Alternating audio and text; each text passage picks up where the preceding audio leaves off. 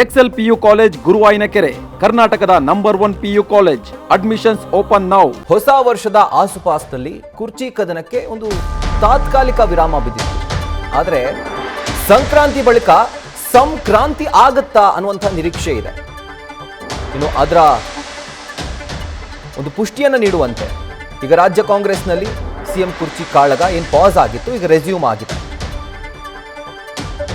ಆದರೆ ಹೈಕಮಾಂಡ್ ನಾಯಕರು ಮಾತ್ರ ಸಿಎಂ ಡಿಸಿಎಂಗೆ ದೆಹಲಿಗೆ ಕರೆಸೋಕೆ ಹಿಂದೇಟನ್ನು ಹಾಕ್ತಾ ಇದ್ದಾರೆ.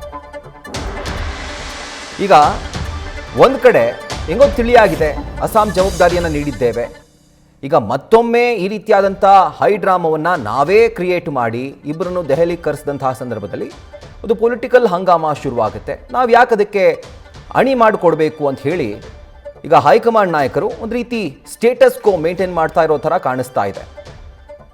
ಇದಕ್ಕೆ ಸಂಬಂಧಪಟ್ಟಂತೆ ಎಐಸಿಸಿ ಅಧ್ಯಕ್ಷರು ಕೂಡ ರಿಯಾಕ್ಟ್ ಮಾಡಿದ್ದಾರೆ. ಅದ್ರ ಬಗ್ಗೆ ಆಮೇಲೆ ನೋಡೋಣ. ಬಟ್ ಈಗ ಸದ್ಯಕ್ಕೆ ಹೈಕಮಾಂಡ್ ನಾಯಕರು ದೆಹಲಿಗೆ ಆಹ್ವಾನಿಸೋಕೆ ಮೀನಾಮೇಷ ಎಣಿಸ್ತಾ ಇದ್ದಾರೆ. ಇಬ್ಬರನ್ನೂ ಕೂಡ, ಒಬ್ಬರನ್ನ ಕರೆದ್ರೆ ಮತ್ತೊಂದು ಗ್ಯಾಂಗ್ ಆಕ್ಟಿವ್ ಆಗುತ್ತೆ. ನ್ಯೂಸ್ ಫಸ್ಟ್, ನಿರ್ಭೀತಿಯಿಂದ ನಿಮ್ಮ ಪರವಾಗಿ.